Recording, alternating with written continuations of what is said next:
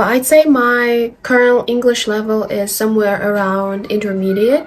When it comes to speaking, I can express my thoughts clearly, but I still struggle to form complex sentences in my head.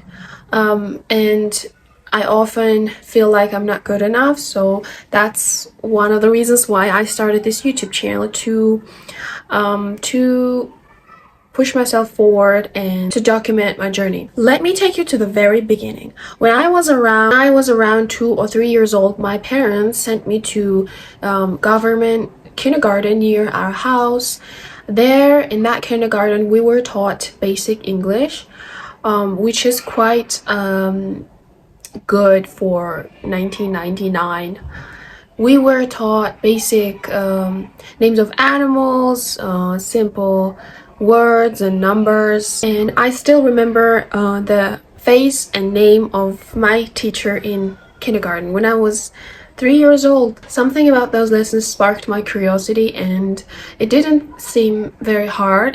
It actually was fun and enjoyable.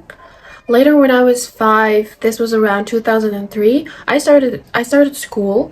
In the early grades, English classes were easy and enjoyable. I'm not sure it's because of the subject or because of the teacher, but I loved it. I remember even my teacher praised me to my mom.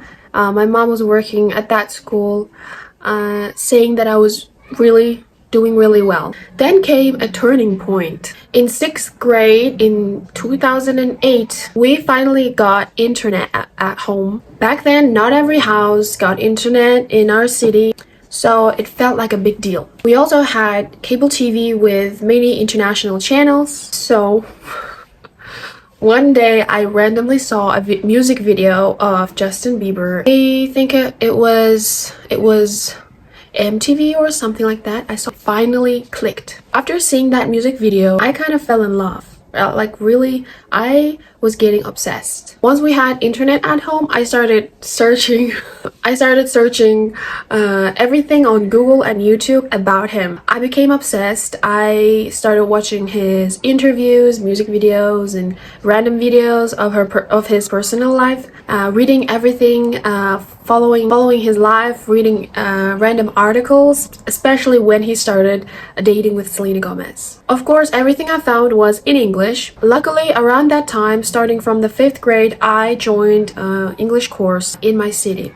A lot of parents were sending their kids to those kind of courses to not fall behind. Most kids dropped out of that course after around 3 months because they got bored.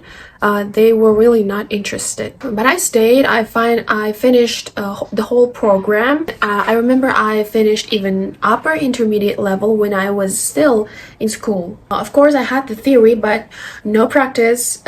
I had no one to talk to practice my English. Still, that course gave me a solid base. I could generally understand things. And so I continued as a full-on believer. I joined fan forums, followed fan pages, and basically studying his life like a real subject. I still have a whole folder printed lyrics of Justin and Selena to this day. It's so old. I used to sing them out loud, memorizing every word in those lyrics, and learning what they meant. I would binge watch interviews trying to catch every phrase and emotions. Learning the language really opened my eyes. I started to understand the culture behind the English language, the words, phrases they use, their lifestyle and the way of thinking, their mentality.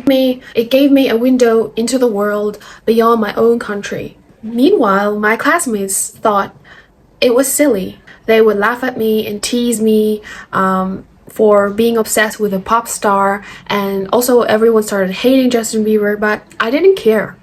I graduated school and moved to Almaty, the biggest city in our country, in Kazakhstan, to study. I joined a university program where all the subjects were taught in my major was science math. That changed my life. I studied under brilliant professors and got exposed to academic English in the way that in a way I never had before. I can't even explain how much that shaped me. That's when podcasts started to become popular. I began watching movies in original English, American movies and TV series. I even listened to science podcasts in English, especially about health and health. I changed the language on my phone to English. I spent years on language learning apps, trying to make international friends, exchanging culture, chatting with them. I still do that to this day. I just love learning about different cultures, even if it's just a little piece, even if I know a little fact about every country. At one point, I prepared and took an IELTS exam in 2018. I got 6.5, and honestly, I was a bit disappointed in myself. But then I realized I'm not a professional translator or anything, and I mainly learned conversational English, and that's okay. To be honest, I never liked grammar. No matter how much I studied, it always confused me. Those perfect tenses and conditionals, I'd rather just listen to movies, podcasts, interviews, and I recently opened stand-up comedies. That is really great. And let my brain pick it up naturally. Being a perfectionist always holds you back. You feel like if you can't say it perfectly, you shouldn't say at all. And that's how you end up not speaking at all. So my advice, just speak. Don't be afraid to make mistakes, because honestly, there is no escaping English. The whole world speaks it.